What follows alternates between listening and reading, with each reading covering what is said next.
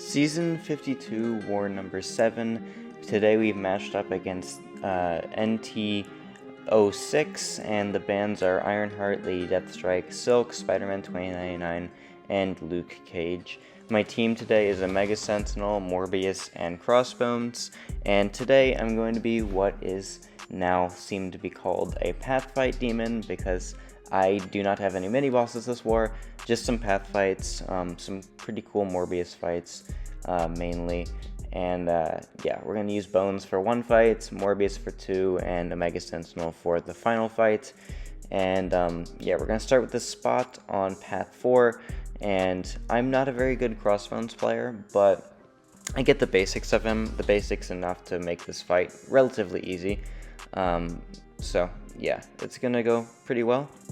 He does get some really nice spot RNG at the start of the fight, which, you know, if Spot gets good spot RNG, then that means it's not very good for me. But at the same time, I think he only goes untouchable. No, he's going to go untouchable again. That's true. Because I hit his block and then he gains a spot. And now it's just like, oh, well, I guess I'm going to get cornered and he's going to have his untouchable or whatever. But there, now I'm like, okay, I need him to bait a heavy. I need him to throw heavy, and now I'm in the corner, and now it's just like, okay, we just have to dex him a bit. It's fine. Again, I'm a terrible Crossbones player. I swear every time I use him in BGs, I lose.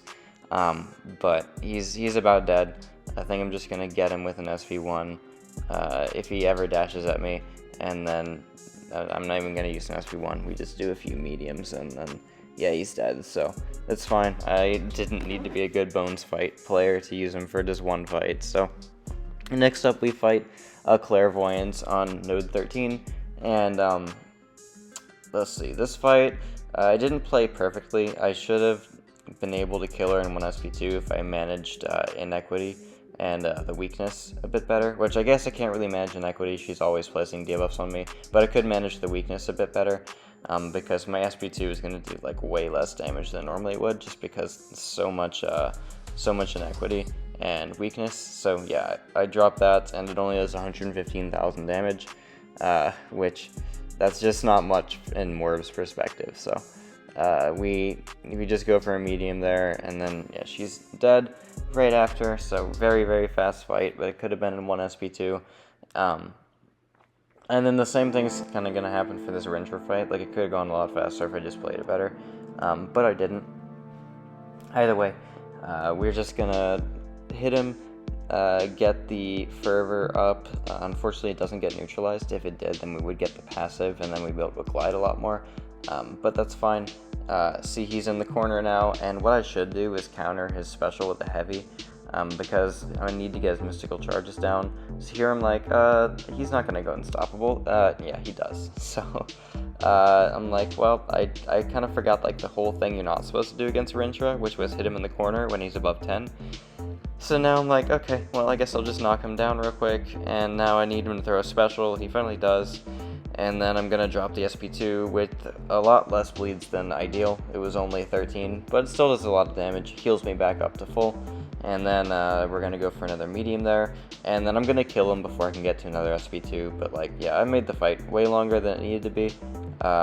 There my medium doesn't connect, but it's okay. We go for a heavy attack, and his charges are continuously going down. Heavy attack right there. I probably shouldn't have done that because he could have gotten charges twice and gone unstoppable again. But also, I wouldn't have ever died, and that was my last Morb fight, so I don't have to heal him up for anything. So it's not like it's a terrible risk. So yeah, next up we're fighting Sauron on node 28. This is the buffet over time node, and then the one with Arc Overload as well. And Mega Sentinel just kind of hard counters this because heal block counters all the healing parts, and then it also counts for tactic, and then we're also just fully nullify immune for buffet. So there's very little threat to this fight at that point. It's just kind of dealing with his unblockable when it does happen. And then I'm never going to use heavy attacks because I want to make sure that I stay in the heal block form, because then I don't have to worry about the passive heal block, because the heal block debuff is enough to count for tactics. So we just go for a 4th light ending combo, drop the SP2, and then we get, how many plasmas? 10 plasmas, which is just definitely going to do a lot of damage. And here I just go for another medium to place another heal block. I only need 1 to counter the tactic, and then yeah, so he dies very, very fast. And those are my war fights, so very fast, very quick and easy war for me. And then we did end up winning the war, placing us back in the top 10, which is pretty nice. We did win this war very convincingly. Yeah, definitely a Masters War death count matchup right there. We put up a lot, they put up a lot, but luckily we still got the win and we're progressing. So 5-2 on the season now. 2 more wins to lock in Masters, possibly. Only 1 more win locks in Masters. Kind of doubt it. I think we probably still need 2, but at the same time we're going to play our hardest for every war upcoming. So anyway, thank you guys so much for watching this video, and hope you enjoyed watching. I'll see you in the next one.